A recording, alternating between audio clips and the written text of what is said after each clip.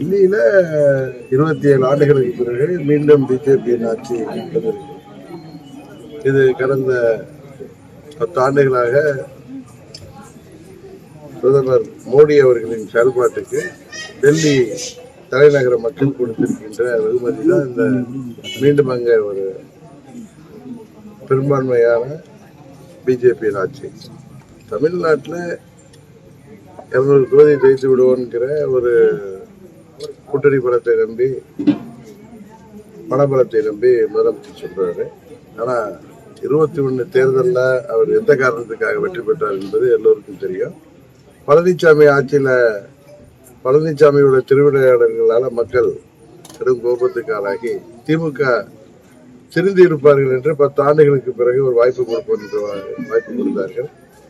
தேர்தல் நேரத்தில் சொன்ன வாக்குறுதிகளில் 90% மேல் முக்கியமான வாக்குறுதிகளை நிறைவேற்றவில்லை.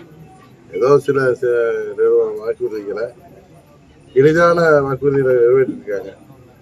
இப்போ தெரியும், விவசாயிகள், அரசு ஊழியர்கள், ஆசிரியர்கள், மருத்துவர்கள், செவிலியர்கள்,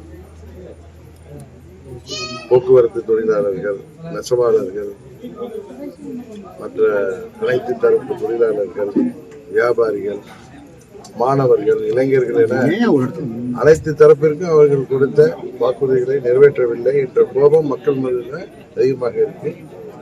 திமுக இன்றைக்கு அவர்கள் கூட்டணி பலத்தையும் பணபலத்தையும் நம்பி ஆட்சி அதிகாரத்தில் இருக்கிற தைரியத்தில் சொல்றாங்க. அது அப்படி கிடையாது.